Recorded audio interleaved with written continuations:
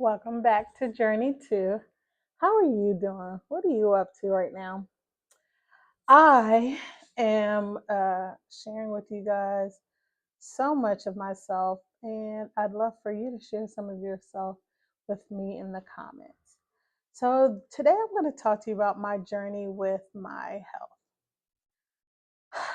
I can say for the majority of my life, I won't say probably, I have been overweight or as clinically obese, but that's never like stopped me from doing any of the things, going on any rides. uh I'm semi adventurous.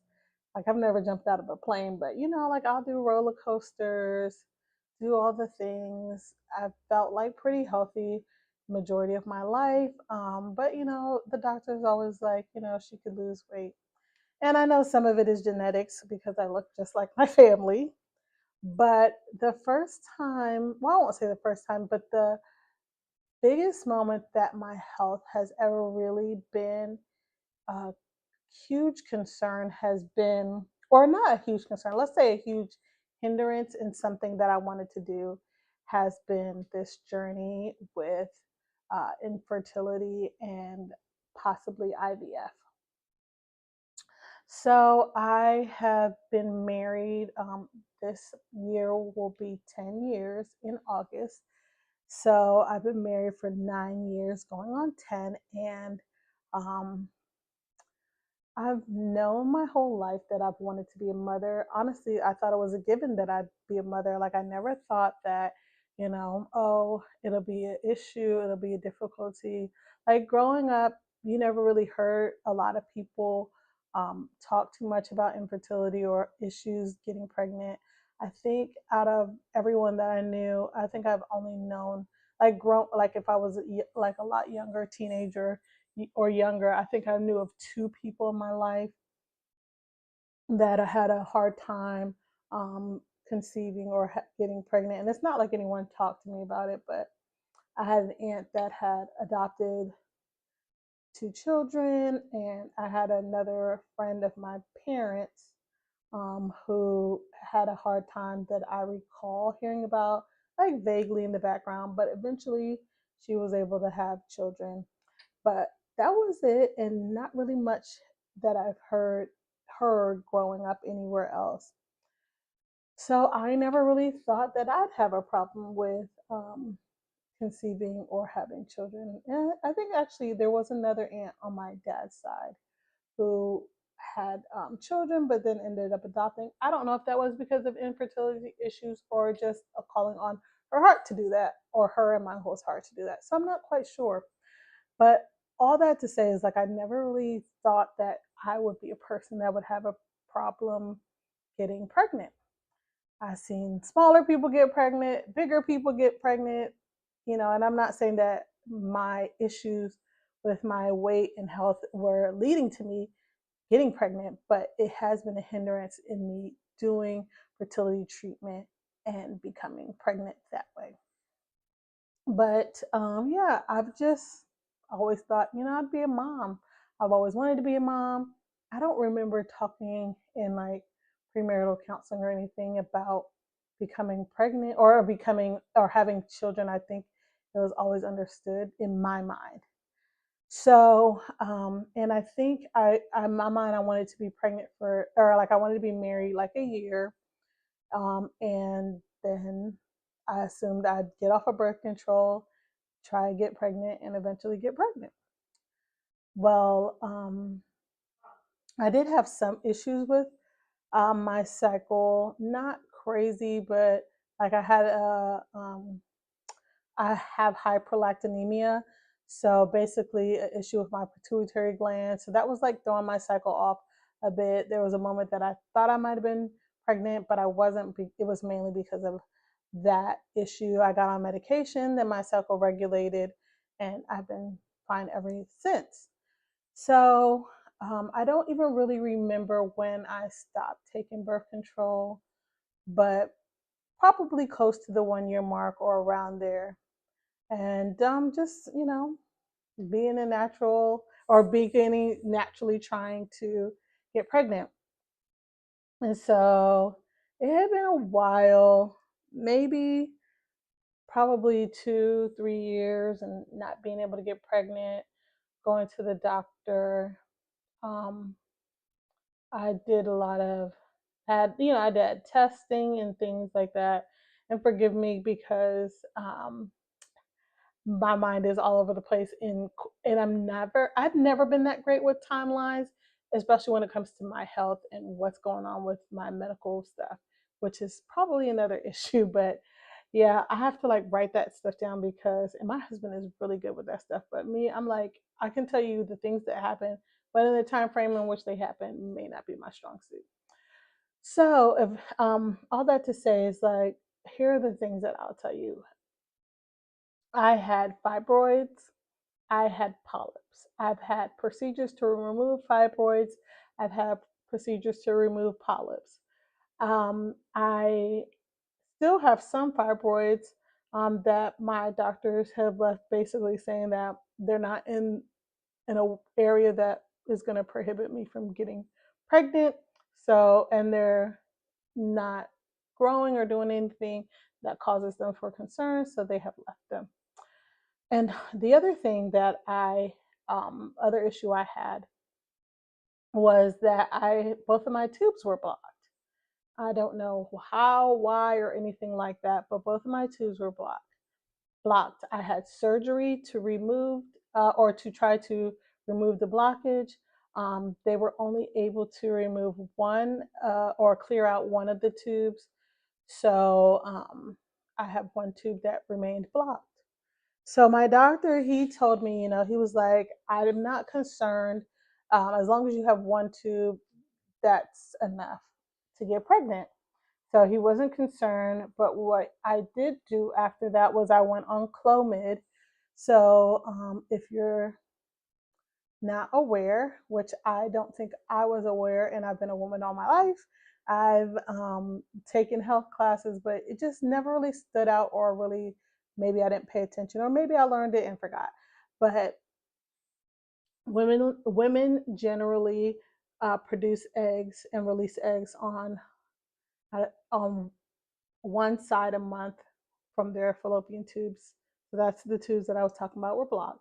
So once 1 month you'll release the egg on the left, one on the right, the next month on the right, and back and forth.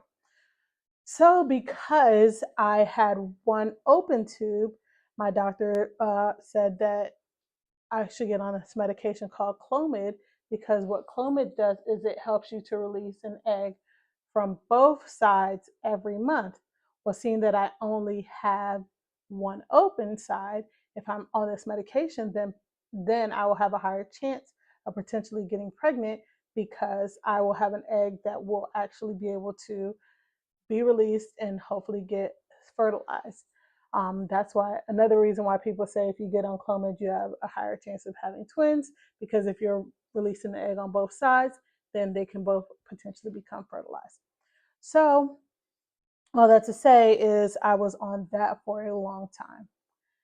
And I'll say the weight or place that my faith um, held in that moment, or this journey of infertility, I was still optimistic. I was hopeful. I didn't have any, you know, fears.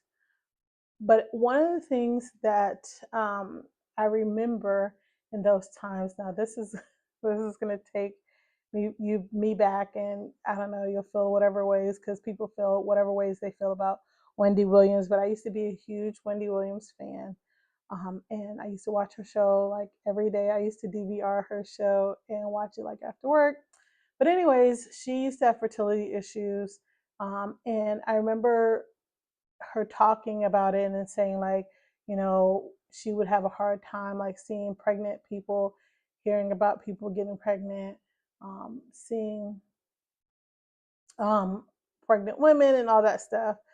It was hard for her because of her longingness to be a mother and not being able to conceive.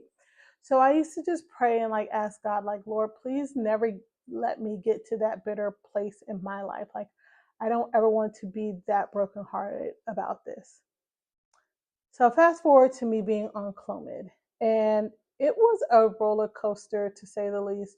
So if I can remember it properly, because like I said, I'm not always the greatest with this, I would so what I would have to do is I would go into the doctor office. I would have to do an ultrasound to basically see if I was if how many, or like where how many follicles I had and all these things. And then if I had enough, then the doctor would prescribe me Clomid, and I was supposed to start it either like that day or the next day. So I had to start it pretty soon.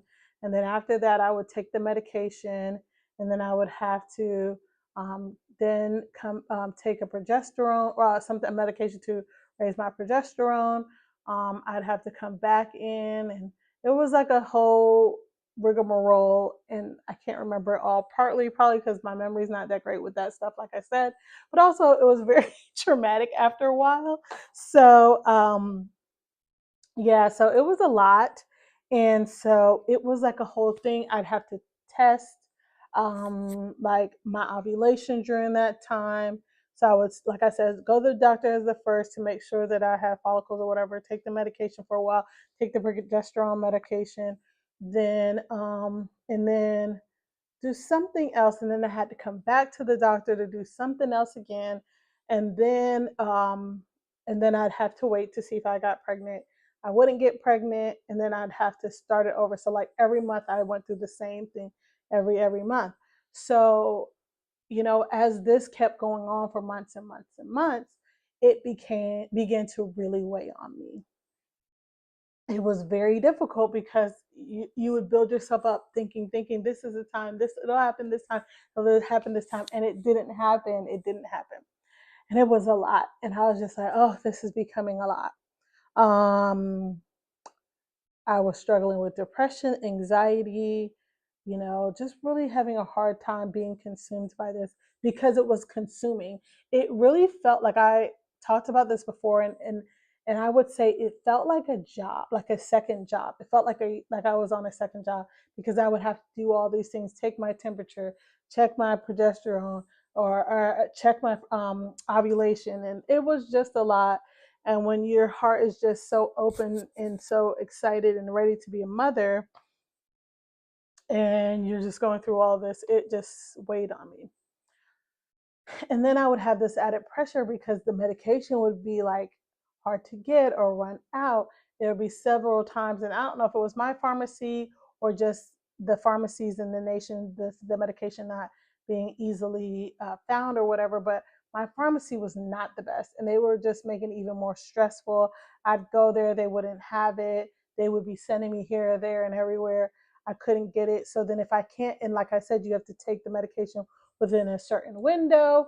And then if I couldn't take it, then I'd have to miss that month and start all over again the next month, which also just felt like prolonging the thing I really wanted and the thing I couldn't wait to have. So that was just a lot. So just doing that for several months over and over, my anxiety was at an all-time high. Um, Depression, it was just bad.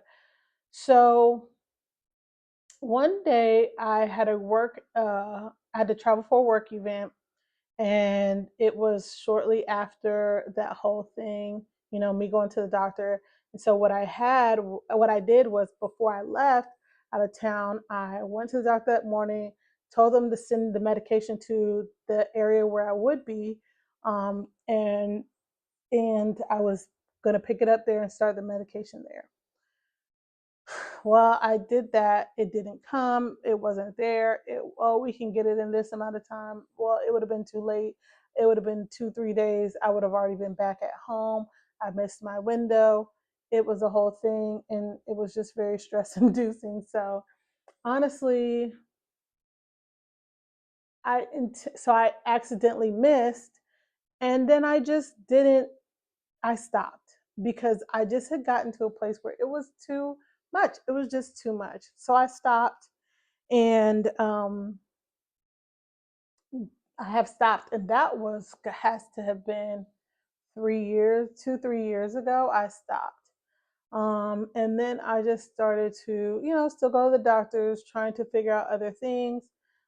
Basically, my my next doctor I went to basically told me like, all right, IVF is probably your best bet since you've been doing for Clomid for so long, almost a year, and you haven't been able to conceive. That way, if you do IVF, you don't have to worry about if your tubes work or not because you will be able to possibly conceive that way.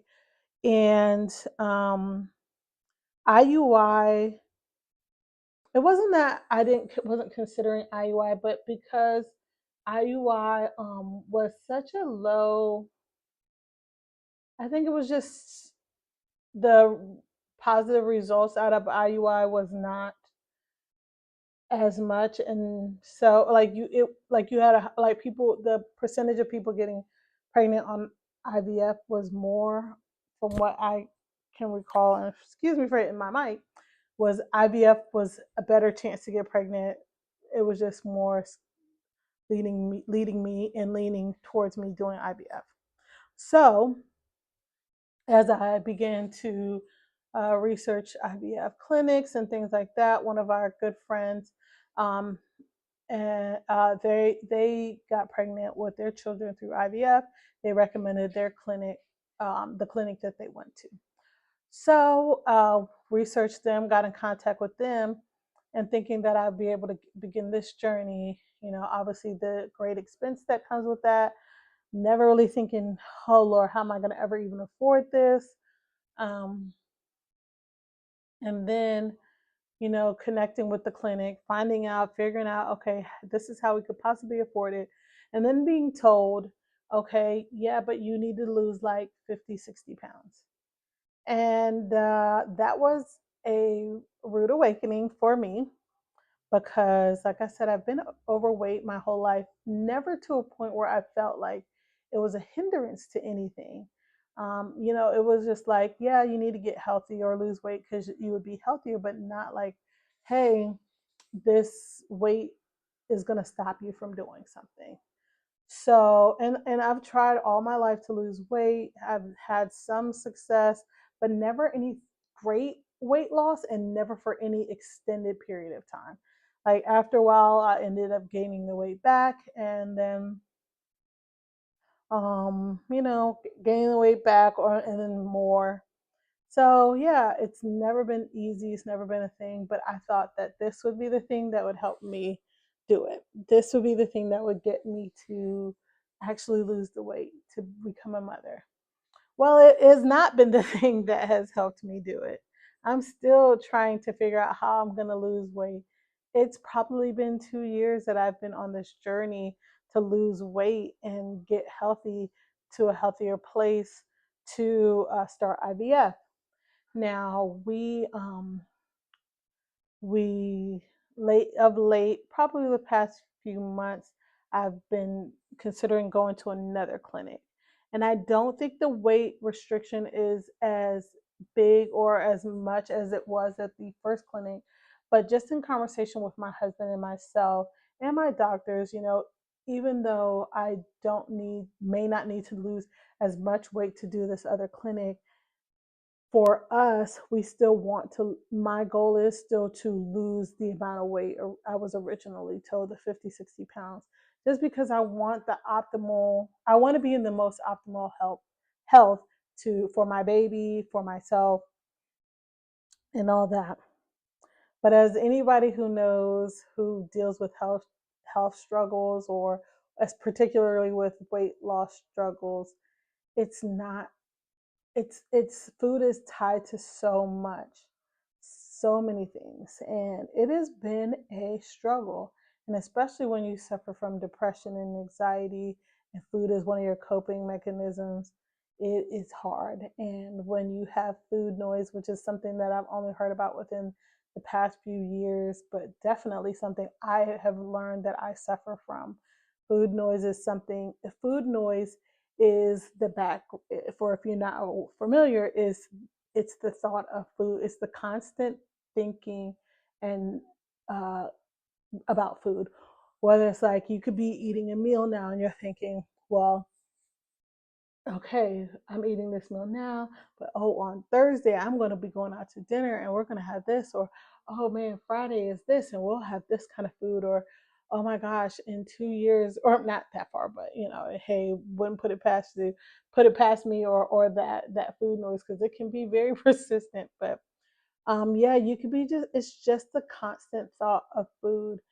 And so it's just been a struggle and a trial.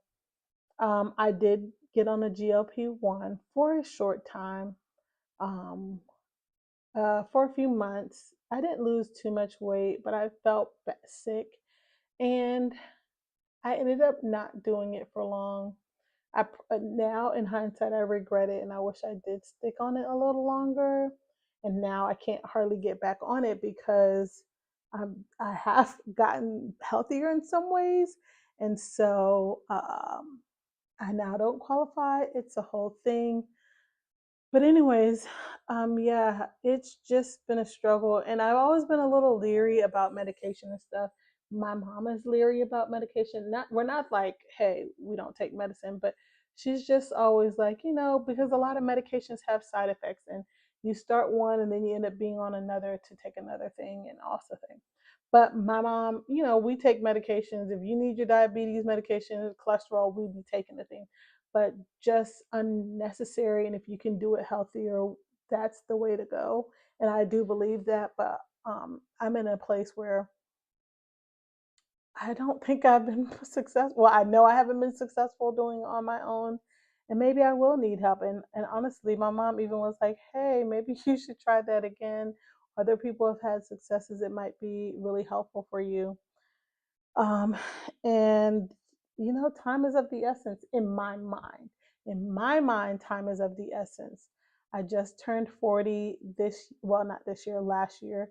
So but my birthday's in the fall. So I turned 40 last year, and I dreaded that because I just felt like my window was closing to become a mom and be able to birth a child. And so it's just been a journey, to say the least. It's been hard, it's been scary, it's been sad. The tears, the tears, the tears, the crying out to God, the frustration with God, the silent treatment I've been giving God. It has been a lot. And I've learned so much. I feel like I've come out. Haven't come out on the other side in the sense of I'm pregnant and I'm having a baby. I'm still not. But I have come out on the side in learning and knowing more about who God is and what God has for me, or what God has said to me. And that's some of the things I want to share with you guys here. I'm still believing that I will become a mother. I will have a child naturally. Um, or with assistance, but like from my body. I'm believing and having faith that, you know, there will be a celebration on the other end of this journey. But if not, on this journey, I've learned more about myself. On this journey, I've learned more about who God is and what God says. And I just want to encourage you, if you're on a health journey, if you're on a journey with infertility or any other kind of issues or things, that you are not alone. You do not have to journey alone. You have a community here with me. We may be few, but we're not alone. Um, and I have great friends, I have great family. But if you don't have that, you don't have a sense or a team or a community, we can be that to each other here. Um, I don't really have anyone in my circle who is struggling with infertility. So, hey, if you need a buddy to struggle alongside with, you have tips, if you have things that you've tried, if you have advice for me, if you have prayers that you can, send my way, please do. because it's a lot. It really is a lot. And I'm constantly, day by day, praying, like, Lord, help me because I can't do this alone. Or, Lord, help me. I'm struggling not to eat this thing or do that thing. And low key, if I'm being 100% honest, I am here making this video and not at the gym. I said I was going to the gym today. I've been telling myself I've been going to the gym. And then I was like, I need to record a video. I need to record a video. So I'm here recording a video and not at the gym. It's truly a struggle. It's truly a struggle. But I'm not giving up. I'm not gonna give up. I'm gonna do it. I'm gonna figure it out one way or the other. Um, if that's with medication, great. If that's without medication, great. But I believe that God is going to see me through this. I had a encounter with my pastor yesterday, and he just prayed over my husband and I, and it was such a sense of encouragement. And so I just want to encourage you all today, and I want you all to know that